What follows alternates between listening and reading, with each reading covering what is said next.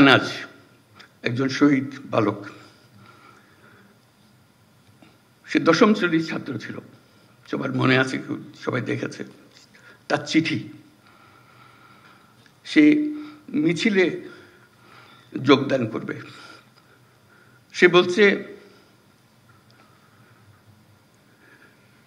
মাকে বলছে, আমি স্বার্থপরের মতো বসে থাকতে পারবো না, আমাকে মাফ করে দিও, যদি ফিরে না আসি আমাকে মাফ করে দিও। সে আনাজের বক্তব্য আমাদের কর্তব্য ঠিক করে দিয়ে গেছে। তার দায়িত্ব, সে যে দায়িত্ব আমাদেরকে দিয়ে গেছে সেটা আমরা গ্রহণ করলাম। সে জেনে শুনে গেছে,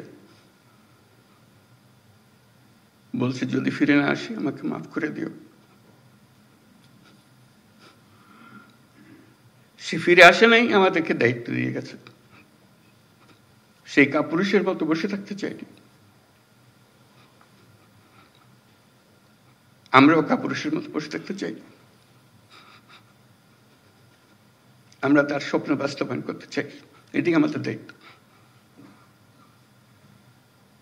আমরা যা বর্তমানে করি তার চেয়ে বহুগুণে বেশি করতে পারি, আমাদের সেই সক্ষমতা আছে। মাত্র 3 মাসের জন্য সেই ক্ষমতাটা ব্যবহার করব।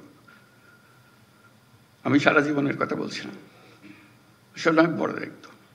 এই 3 মাস আমার পক্ষে যত উচ্চ লেভেলে কাজ করা সম্ভব, যত নির্ভুলভাবে কাজ করা সম্ভব, সেটা আমি করব।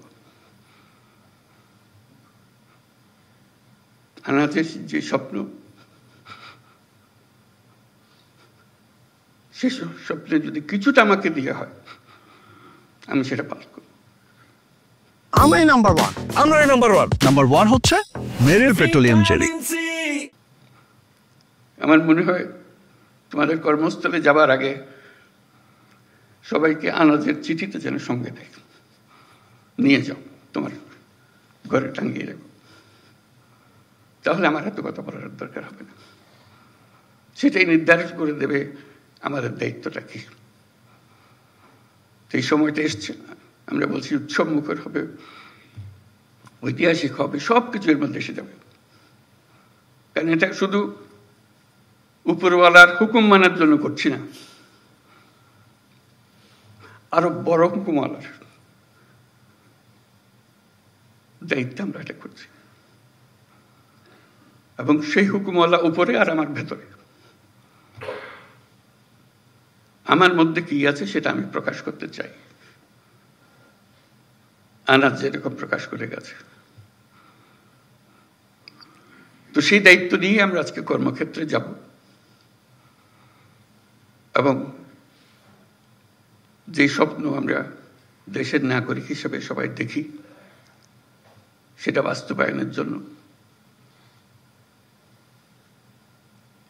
যে বিল্ডিং স্ট্রাকচার যেটা তৈরি করে দিতে হবে, সেটার দায়িত্ব আমরা পেয়েছি। স্ট্রাকচার আমরা এমনভাবে মজবুত করে পড়ব, 100 বছর ওটা হেলবে না, তুলবে না। আমরা শেষ বয়সে স্মরণ করবো এই কাজটা আমরা করেছিলাম। অতীতের দিকে যখন তাকাবো, গর্ব করে তাকাবো। আমরা গণ অভ্যুত্থানে শহীদ হই নাই, আমরা তাদের সমর্থন দিয়েছি, দূরে থেকে দিয়েছি, কাছে থেকে দিয়েছি, নিমরাজি হয়ে দেখেছি, বহুল উৎসাহ সহকারে দিয়েছি, কিন্তু তাদের মতো প্রাণ দিতে পারি নাই। আজকে আমরা আমাদের যে প্রাণ আছে সেটাকে আমরা এই 3 মাসের সময়টুকুর জন্য অন্তত চিন্তা করব। এটা সরকারি চাকরির জন্য করছি না, নাগরিক হিসেবে,